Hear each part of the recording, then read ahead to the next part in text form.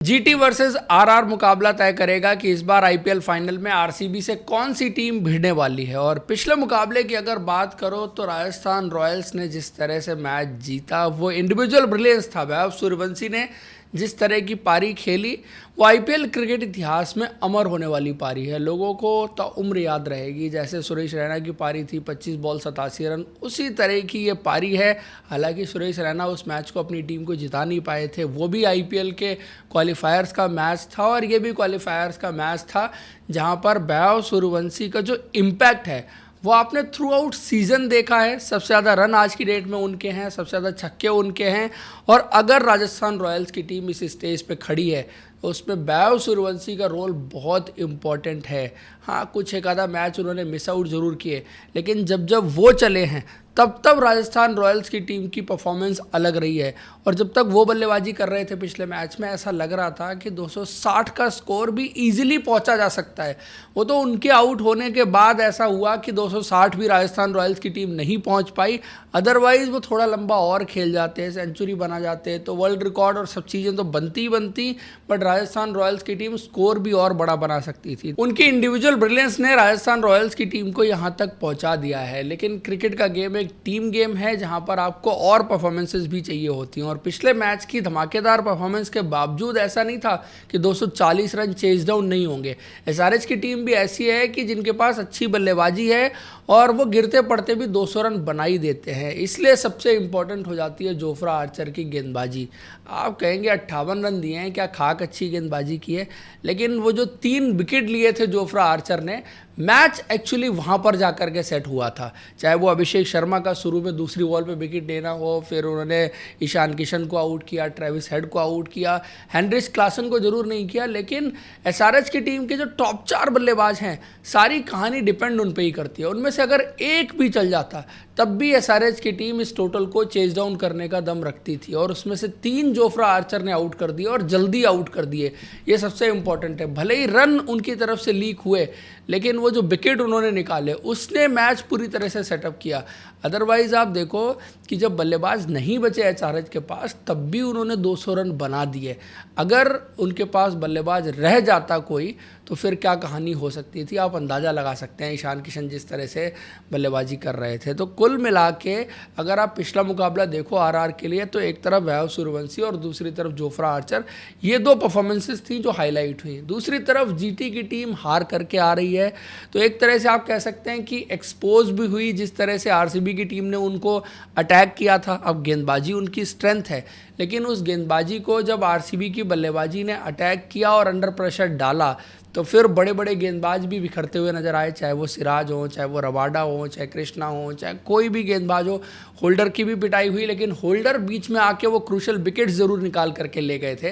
तो कुल मिला के आप देखिए ये था कि पिछले मैच में उनकी गेंदबाजी भी खराब हुई और बल्लेबाजी, जिस पर पूरी तरह से जीटी की टीम डिपेंड करती है टॉप 3 के ऊपर, वो टॉप 3 भी जल्दी आउट हुआ। तो इसलिए और ज़्यादा अंतर आरसीबी और जीटी के मैच में आपको दोनों टीमों के बीच में देखने को मिला।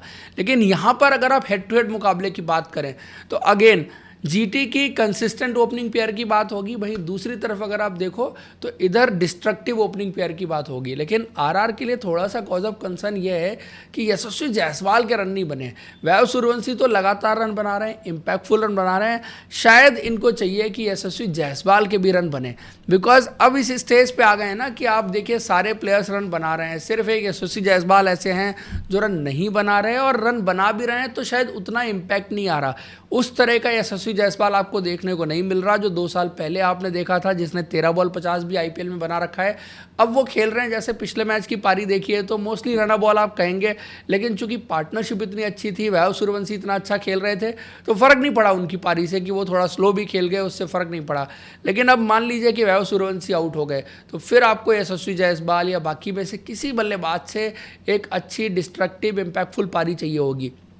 और आप देखिए नॉकआउट्स में जब भी हाई स्कोरिंग मुकाबला होता है, लो स्कोरिंग मुकाबला होता है उसकी स्टोरी डिफरेंट होती है।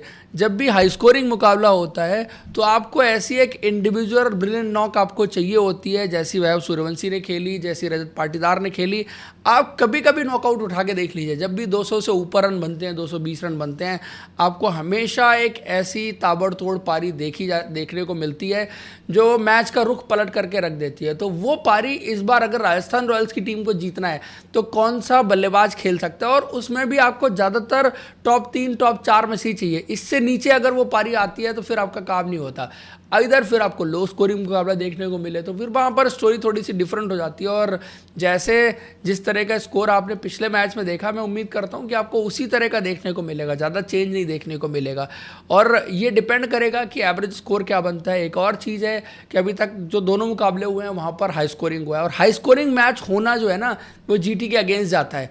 अगर मैच 200 के आसपास हो, सडनली जीटी के ओपनर और जीटी का जो सब है ना वो फिर गेम में आ जाता है, और उनके लिए उस टारगेट को चेज डाउन करना या उतना टोटल सेटअप करके उसको डिफेंड करना दोनों इजी हो जाता है। द मोमेंट विकेट फ्लैट होता है, जीटी की गेंदबाजी जो है वो भी गेम से बाहर हो जाती है। बल्लेबाजी में उतना दम नहीं है कि वो उस स्ट्राइक रेट को मैच कर सकें, और अगर विकेट थोड़ा फास्ट बॉलिंग को मदद करता है तो क्वालिटी है बैटिंग में, तो उनके बैट्समैन जो है वो डिफिकल्ट रन्स भी बना सकते हैं, और उतने ही रन वो बनाते हैं। 220 200 के आसपास मैक्सिमम उनकी रीच है, उस तक वो पहुंच सकते हैं। लेकिन जैसे आरसीबी ने पिछले मैच में किया ना कि उनकी रीच के बियॉन्ड ले गए थे टोटल को, कि जो वो बना ही नहीं सकते अनटिल अनलेस जॉस बटलर एक बहुत आउटस्टैंडिंग नॉक ना खेल दें। उसके अलावा जीटी की टीम के पास कोई चांस नहीं था कि वो उस मुकाबले को जीत भी सकती थी। बाकी अब रही आरआर की टीम की बात, तो आरआर की टीम में जो है ध्रुव जोरेल ने भी पिछले मैच में एक अच्छी पारी खेली थी, तो उनका सीजन ठीक ठाक गया है मेरे हिसाब से। बाकी मिडिल ऑर्डर में रेयान पराग ने भी एक कैमियो अच्छा खेल दिया था, बट जो अपना बैटिंग ऑर्डर लंबा कर रही है आरआर की टीम, उसने अभी तक रिजल्ट नहीं दिए। रिजल्ट इनको लाइक कई सारे मैचेस हो गए हैं जहां पर ये दसुन सनाका को खिला रहे हैं, डोनोवन फरेरा को खिला रहे हैं। डोनोवन फरेरा ने एक अच्छी पारी खेली थी कई मैच पहले, शुभम दुबे ने एक अच्छी पारी जरूर बीच में खेल दी थी, तो आई थिंक वो उतना टेस्ट आउट नहीं हुआ है। और अगर आरआर के भी विकेट जल्दी निकलते हैं तो आरआर की टीम भी उस तरह की सिचुएशन में फंस सकती है जिस तरह की सिचुएशन में जीटी की टीम है। और जीटी का तो जो मिडिल ऑर्डर है, लोअर मिडिल ऑर्डर है, उस पर हम पूरा सीजन बात करते रहे हैं कि यार इसमें वो दम नहीं है। और I think head to head comparison में जाएंगे ना मिडिल ऑर्डर और लोअर मिडिल ऑर्डर का, तो आरआर की टीम उसमें स्लाइटली बेटर आपको जरूर नजर आती है। और फिर अगर फास्ट बॉलिंग की बात करो तो जरूर जीटी की टीम के पास अच्छी फास्ट बॉलिंग है, पिछले मैच में पिट गए थे। लेकिन बात वही आती है कि अगर जब इतनी पिटाई हो रही थी तो वो वेरिएशंस नहीं देखने को मिले जीटी की गेंदबाजी में। होता क्या है कि जब आप स्पेशलिस्ट टी20 बॉलर की कैटेगरी में होते हैं ना, तो आप वो टी20 वाले वेरिएशंस भी दिखाते हैं। और आपने देखा है कि लाइक जसप्रीत बुमराह जैसा गेंदबाज जब कोई फ्लैटेस्ट विकेट भी आ जाता है ना, तो उसके हिसाब से बड़ी जल्दी अडॉप्ट करता है और अपने वो वेरिएशंस दिखाता है कि उस विकेट पर मुझे अपने वेरिएशंस कैसे गेम में लेके आने हैं और बैट्समैन को कैसे डिसीव करना है। उस तरह की जो स्किल सेट है वो जीटी की गेंदबाजी में आपको ज़्यादा मिसिंग दिखती है। क्योंकि अगर आप देखिए तो कगिसो रबाडा भी अपना आके फुल पेस पर गेंदबाजी करते हैं, लेंथ को हिट करने की कोशिश करते हैं, मूव कराने की कोशिश करते हैं। सिमिलरली सिराज का भी ऐसा ही है। प्रसिद्ध कृष्णा जरूर थोड़ा यॉर्कर वगैरह चूँकि बाद में गेंदबाजी करते हैं तो यॉर्कर ट्राई करते हैं, स्लोअर वंस ट्राई करते हैं, लेकिन उनका जो वेरिएशन है वो उतना डिसेप्टिव नहीं है। अगर मान लीजिए उन्होंने 1-2 अच्छी गेंद कर भी दी तो उनकी जो स्ट्रेंथ है ओवर में 1-2 लूज गेंद डालने की भी है। तो मतलब अगर मान लीजिए उन्होंने 4 गेंद अच्छी डाली, 2 बाउंड्री आ गई, तो 10 रन तो वैसे ही बन जाते हैं और 1-2 सिंगल हो जाते हैं, तो 10-12 रन उनके ओवर में ईजिली बन जाते हैं। इसीलिए आप देखिए या तो उनको कंटिन्यूस विकेट मिलते रहे तो वो बाउंड्री नहीं आती है तो फिर उनका ओवर अच्छा चला जाता है।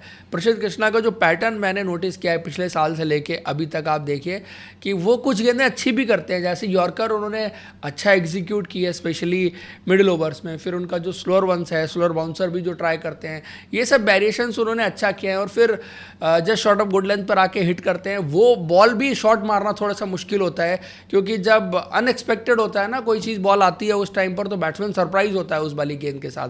तो ये एक चीज़ है। लेकिन जब विकेट नहीं गिरता बैट्समैन सेट होता है।